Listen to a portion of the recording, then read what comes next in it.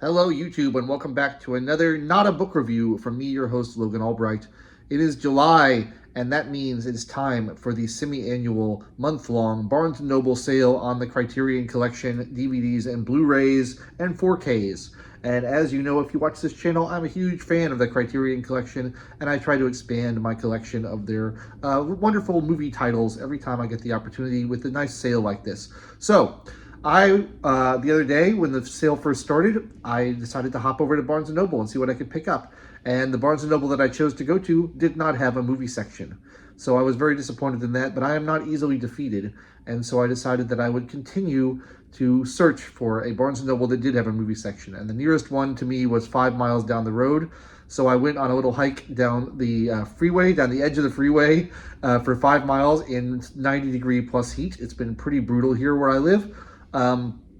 And I just about passed out due to dehydration and exhaustion by the time I got there. But after cooling off with a beautiful iced caramel latte from the Starbucks and a little bit of a rest, I managed to go into their section and pick up a bunch of new Blu-rays from Criterion. I actually got 10 films, which is, a pretty big haul. Probably irresponsible haul on my part, but, you got to live a little. And I'm going to talk about them. Most of these are... In fact, all of these are blind buys. They are not films I've seen before. And the reason I do this, a lot of people think it's crazy to do blind buys and it's a waste of money and stuff, but I really like a brand that has instilled trustworthiness in its curation. And Criterion is great at that. Their curation is such that I can trust that most of the films in the collection are going to have something valuable that I will enjoy. And I will get something out of them, even if they don't end up being one of my favorite films in the world. I'll find something to like in them, and there'll be something interesting in the special features, and they'll be worth rewatching and going back and looking at again, which is why it's worth owning them. Another reason why I like to own them, apart from just the collector aspect of it, is that it creates a buy-in on my part that then kind of forces me to appreciate the film more than I otherwise would. If I was just watching a film on streaming and I didn't really love it, I might just forget about it and dismiss it and never think about it again. If you've already purchased a film and you watch it and you didn't really love it, you feel a little bit cheated unless you find a way to enjoy it. And I like that about it. I like that it's deepening my appreciation for film. So if I watch a film and it's not my favorite thing in the world, I don't just dismiss it. I think about it. I go back, I watch it again. I watch some of the special features and I say, what can I like about this film? Is the cinematography good? Is the acting good? Is the writing good? Is the costumes good? Is the set design good? There's always something that's worth really paying attention to and really loving about it. And so that's one of the reasons I do blind buys, and that's one of the things I love about this collection is that I can trust them to curate films that I'm mostly going to like. There's a few films I know I will not like or that I've already seen in the collection that I refuse to get copies of because I know that are going to be bad. There's some films that I didn't like that I have, like, for example, Andrei Tarkovsky's Solaris. The first time I saw that film, I hated it. I revisited it after becoming a fan of Stalker and after becoming a fan of Mirror and a couple other of his films. And I went back and watched Solaris, and I like it now. It's not my favorite of his, but it's good. And so that kind of deepening appreciation for film is something I feel like I can get out of the Criterion Collection that I don't get from just streaming services or kind of more ephemeral ways of enjoying film. I was going to also say, while their curation is very good, it's not perfect, and there are films that I've purchased blind that I've ended up really disliking, and I haven't been able to find much to like in it. And I'm thinking about doing a video on those films, so maybe I will do that. If you are interested in seeing like 5 films that I didn't really like from the Criterion Collection, let me know in the comments, and I'll do that video. But for now, let's talk about these films that I just purchased. The first one, a lot of these are fairly recent releases from Criterion because that's what Barnes & Noble had. And one of the things that's interesting about like doing the in-store sale versus the website sale is you can't pick from everything that they have. You have to decide from what's in stock. And the things that are in stock tend to be a little more recent and a little more mainstream. You don't get those like really super weird foreign films usually. And that's kind of nice because I've been my last purchase from Criterion, I got a bunch of super weird foreign films. This time I got a little bit more mainstream stuff that I needed to see, that I needed to add to my repertoire. So I started with Risky Business. I've never seen this, I had never seen this. I actually watched it the first night I bought it, so now I have seen it. But I like Tom Cruise. I think that he is good in everything. I think he's one of our last true movie stars. I think he doesn't really make bad films. And this is one of his earliest ones. And I was struck by how, at 19 years old, he is immediately recognizable as like a movie star, as someone who has a screen presence that is just undeniable as soon as he comes onto the screen. I thought it was a really fun movie. It kind of embodies a lot of the same themes that a lot of 80s movies have, and I found that interesting. Like there's some kind of atmosphere in the 80s of like repression and a desire to break loose. This idea of these overachieving kids who are under this immense amount of pressure to succeed in school and go to a good college and get a good job and kind of plan their entire life out from their teenage years, and they just want a chance to bust out and cut loose and do something a little bit reckless for once in their lives, and it always just ends up snowballing and becoming a crazy adventure. That's what movie is about. I really liked it, and I think Tom Cruise is great in it, and Rebecca De Mornay is great in it. Good cast, so that was a lot of fun. The second film I got, which I have also since watched since I purchased it, but had not seen at the time, is Shaft, the classic, the movie that kind of kicked off the blaxploitation phase in the early 70s. This came out in 1971.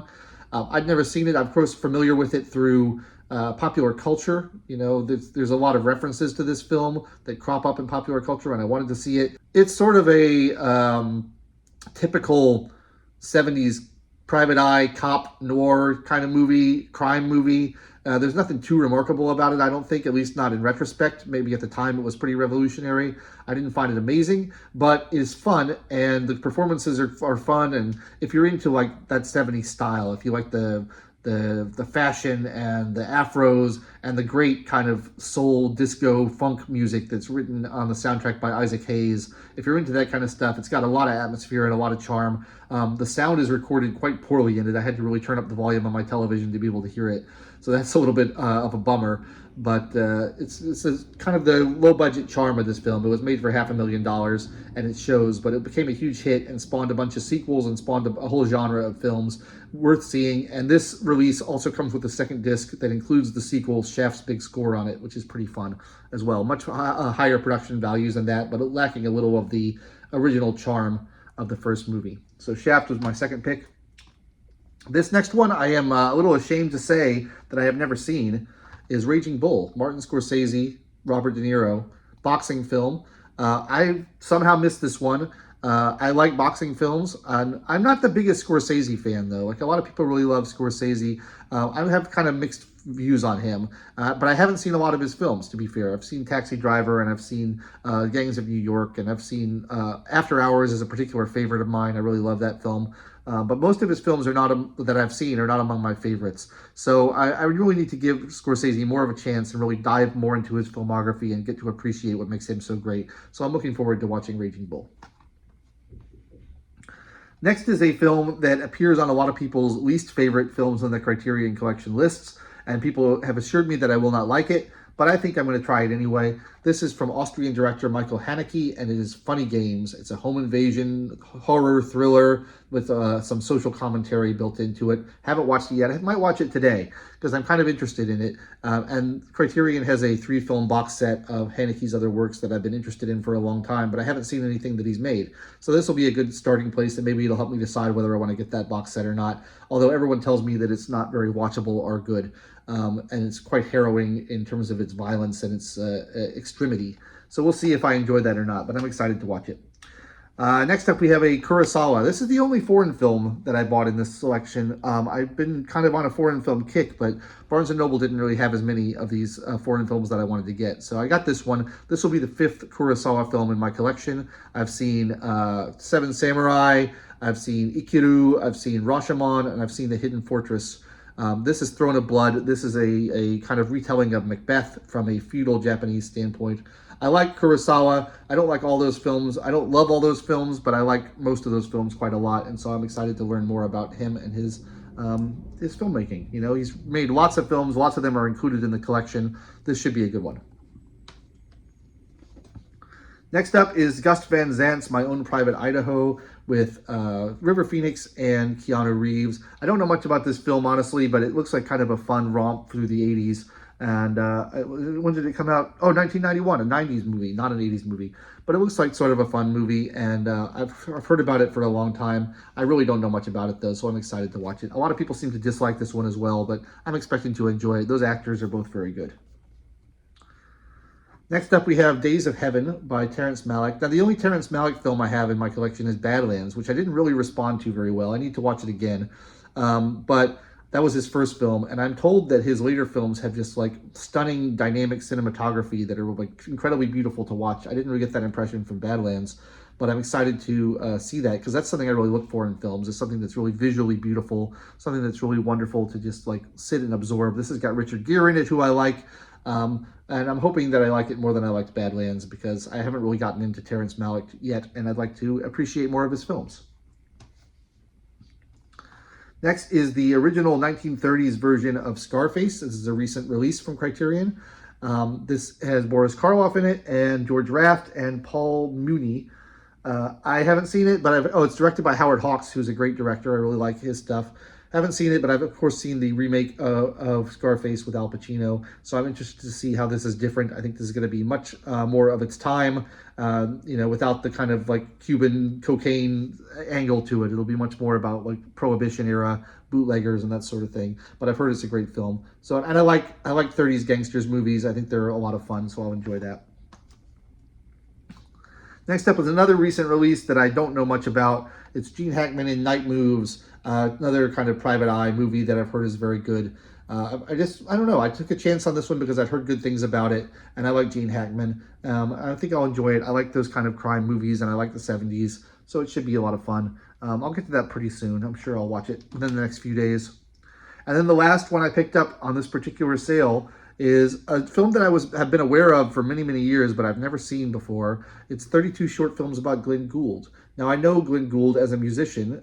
He is a very famous concert pianist who famously sort of reinterpreted a lot of Bach's keyboard works and had a very eccentric personality. And this is sort of an experimental biopic of him, I suppose. And it, most notoriously inspired one of the great Simpsons episodes, 22 short films about Springfield. So I'm excited to watch this and see more about Glenn Gould because I don't know that much about him. I just know his reputation, and this sounds like the kind of experimental music film that I will enjoy because I like music an awful lot.